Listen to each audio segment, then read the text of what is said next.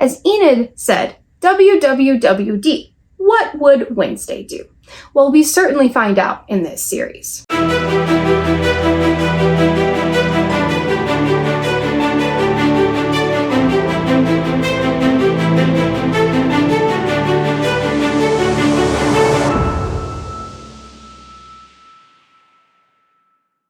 Hi everyone, Nicole here from Writersbrooke. If you're new to this channel, I'm an author, a former high school English, film studies, and theater teacher, and I currently work in higher education. Writersbrooke is a deep dive into the world of storytelling, from movies to books, TV, video games, and more. Today's video is going to be a review of Netflix's series Wednesday. Most of the video will be spoiler-free, but the end of the video will have massive spoilers, including my reaction to that reveal and my hopes of what I would like to see in season 2. But don't worry, I'll warn you when spoilers are coming if you haven't seen the series yet and are trying to decide if you want to watch it. The premise of this show is fantastic. A dark academia murder mystery following the exploits of Wednesday Addams. I couldn't have been more excited for the show, and Tim Burton did not disappoint. Now, I'm a fan of Burton's work and of the Addams Family. That being said, I know people who aren't a fan of either, and even they liked the series. It was just an all-around fun new spin on the character of Wednesday in our time. Wednesday takes place mostly at Nevermore Academy, the boarding school that many of the members of the Addams family have attended. It's located in New England in the small town of Jericho, which was settled by Pilgrims in 1625. It's a very old town by American standards, and it's steeped in a history of Pilgrims and everything that goes along with that. You can't talk about setting without talking about design, particularly in a Tim Burton production. Most of the filming was done in Romania, and Burton's team of designers built a whole town specifically for the filming. These sets are gorgeous and do a fantastic job of emphasizing the differences and sometimes similarities between the normies who live in Jericho and the outcasts who attend the school. Nevermore Academy, nestled in the woods, is very gothic and gives massive Addams Family and Tim Burton vibes. Everything else about the design of the series is also gorgeous, from the lighting to the shots and angles and lenses used to create the atmospheric world filled with secrets and instability. And everything from sets to costumes helps us to understand the characters better. The most obvious example of this is Wednesday herself and her roommate Enid. Wednesday is always in black and white, even going so far as to alter the normally black and purple school uniform to fit her grayscale color palette. Enid, her roommate, is all about color, from her hair and nails to the clothes she chooses to wear when she isn't in the school uniform, to the way she decorates her side of the shared room. The design of the room is perfectly divided, with Enid's rainbow on one side and Wednesday's grayscale on the other side, even down to the enormous spiderweb window in the center of the room being multicolored on Enid's side and clear on Wednesday's. This brings us to characters. There are a lot of them, but I'm only going to talk about my favorites here.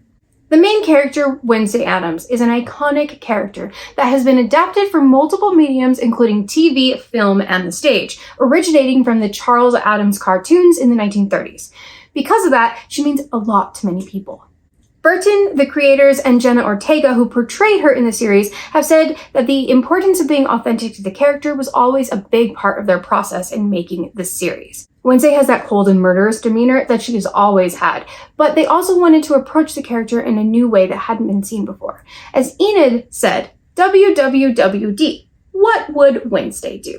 Well, we certainly find out in this series. Wednesday is older than we've ever seen her, and she's trying to figure out who she is and what that means in a world that's very different from her. Jenna and the writers are able to beautifully give us that dry, spooky Wednesday wit, while also exploring more vulnerability in the character than I think we've ever seen before. In this series, Thing is Wednesday's right-hand man.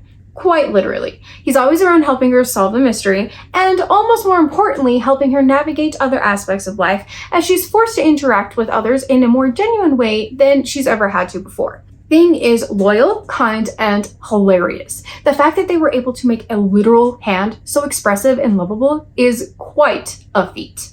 As mentioned before, Enid is Wednesday's roommate. They are about as opposite as two people can be. Enid is all smiles, color, TikTok, social events, and kindness. She knows everyone, and she's a pro at following the whole town's gossip. She's a werewolf, and she's a giant crush on a certain Gorgon named Ajax. Xavier is, as Enid states, the resident tortured artist of the school. He used to date the queen bee on campus, but they broke up before Wednesday ever came to Evermore Academy. He's quiet, sweet, smart, observant, and can literally bring his art to life, which is pretty awesome, if you ask me. Tyler is a normie who works at the local coffee shop. He's also the son of the sheriff. He is quietly confident, kind, thoughtful, and loyal. His scenes with Wednesday are a lot of fun to watch because of how different they are. Eugene is an outcast of the outcasts. He loves bees and has a hopeless crush on Enid. He's a dedicated beekeeper and a loyal friend to Wednesday. Bianca is a siren and the queen bee of the school, who Wednesday immediately dislikes. This is made even more of a problem when Wednesday catches Xavier's eye, since Bianca used to date him and is clearly not over him at all.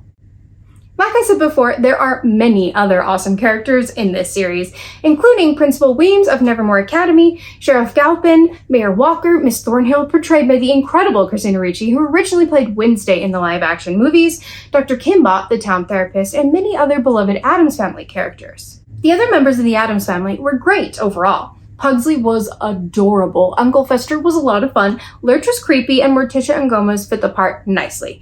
However, I do have to say that Morticia was surprisingly kind of toxic to everyone, but especially to Principal Weems and Wednesday. It made sense for what they were trying to do in the story, and it got better as the characters developed through the story, but I didn't expect it. I also wasn't sold on the chemistry between Gomez and Morticia, even though they are both great actors and they were all over each other just like the characters would have been. Still though, it didn't quite work for me. Nonetheless, I'm interested to see what they're planning to do with the characters in season 2.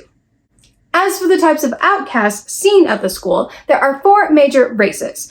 Fangs, which are vampires, Furs, which are werewolves, Stoners, which are gorgons, and Scales, which are sirens. But they are by no means the only magical beings at the school. All in all, I loved the characters in the series. I especially enjoyed seeing them explore the different dynamics that they each had with Wednesday. The characters grounded the story, even though the premise is so fantastical, and it made the mystery and the murders even more scary because you care about the people who are in danger and who might possibly be the murderer. Also, I just have to say that I have never encountered a love triangle in which I was not able to choose which potential love interest I liked more. It was great. I loved both of them for completely different reasons, and it made Wednesday trying to figure out what emotions are and if she even wants to deal with them all the more fun. The mystery was solid. It had a lot of twists and turns, but the clues were all there when you looked back after the reveal. The monster was definitely a Tim Burton monster. He designed it himself, and the murders were pretty violent, although you didn't actually see much more than blood and claws to keep that TV-14 rating, which I appreciated, honestly. Overall, I loved this series. I enjoyed the mystery, I adored the characters, I loved being able to see these beloved characters in a new light. The setting was great. The use of bright color juxtaposed with darkness and shadow was expertly executed, as always, by Burton to really examine these outcast characters and what they do and don't have in common with the normies. I highly recommend this series and cannot wait for season 2 to be renewed and released so I can watch it as soon as possible. Now we come to our spoilers section. If you haven't seen Wednesday already, pause this video and go watch it first. It's a mystery, and we're about to get into the whodunit part of the story, so you want to watch the series before finishing this video. For everyone else who has already seen the series, spoilers will be starting in 3, 2, 1.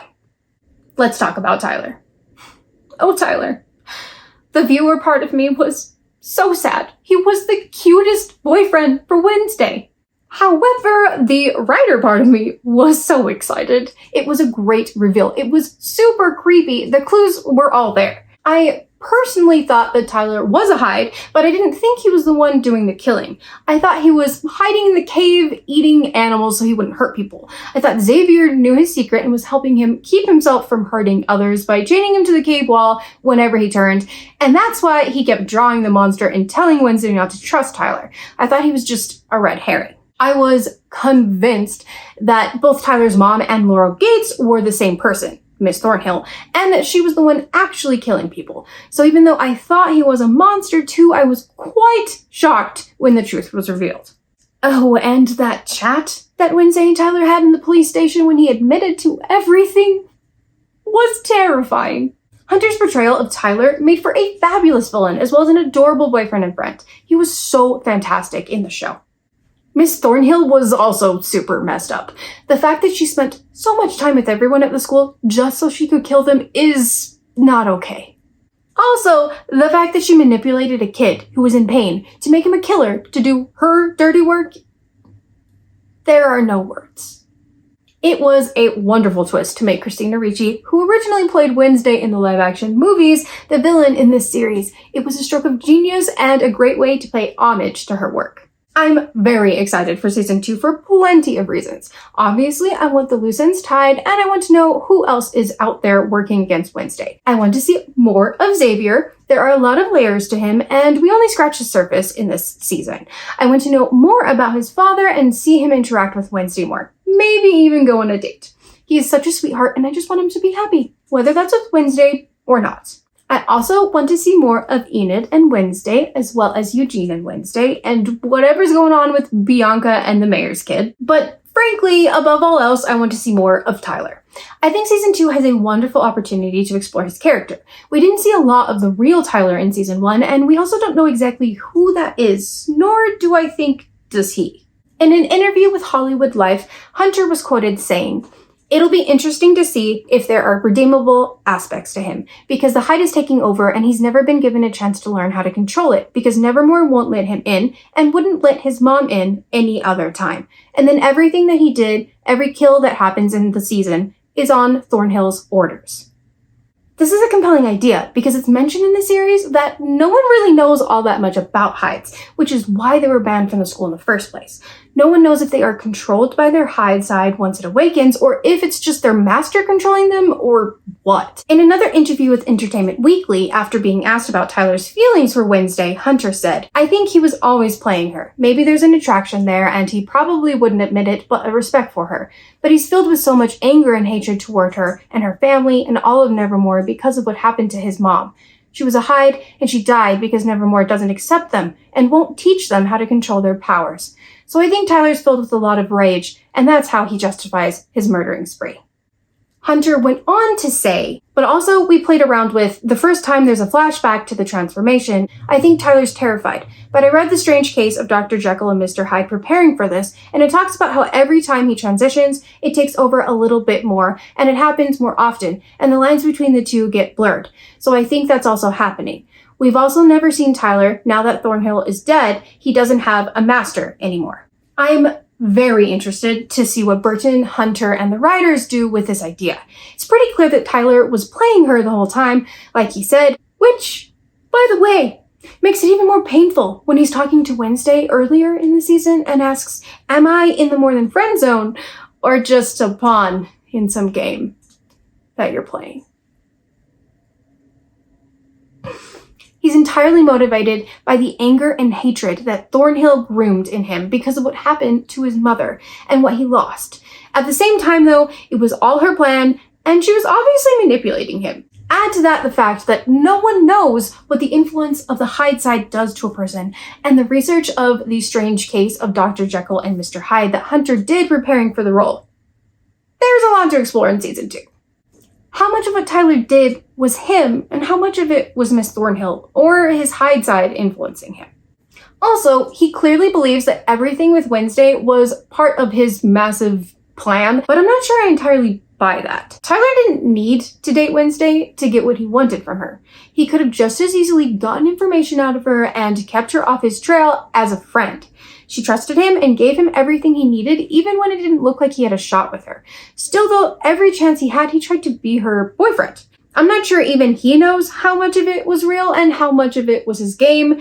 I mean, it's entirely possible that he just enjoyed pulling one over on her, but it's also possible that he thinks that's all there was to it, but he was actually more into it than he realized, and now that he won't be under Thornhill's control, he'll have to figure out which it is. Honestly, the two of them have a lot in common, and if anyone can understand his desire to do whatever is necessary to right what he perceives as a wrong, it's Wednesday. Especially because he was being manipulated by a psycho who took advantage of a side of him that he doesn't understand or know how to control. I definitely think that Tyler believes none of their relationship is real right now, But with Thornhill gone, it will be interesting seeing him decide who he is and who he wants to be. I think there's an opportunity here to explore a redemption arc, even if it ends with him deciding he doesn't want it. Season 2 could be a great place for him to grapple with the different sides of himself and ultimately decide if his anger and hatred means more to him than his family and whatever attraction he might have for Wednesday. That being said, even if he does decide he wants redemption, Wednesday's still going to have to deal with the fact that he betrayed her, so that could be an interesting arc to see her grapple with those emotions and how that impacts the way she feels about him. So there you have it. There's my take on Tim Burton's Wednesday. I think you should all watch it. I loved it. The cinematography and design were gorgeous, and the series was a lot of fun. Now it's your turn. What were your thoughts? What did you like about it? What did you dislike? What do you want to see in season 2? Tell me in the comments, and please make sure to like this video if you enjoyed it and subscribe so you don't miss the next one. Until next time, friends, find your story.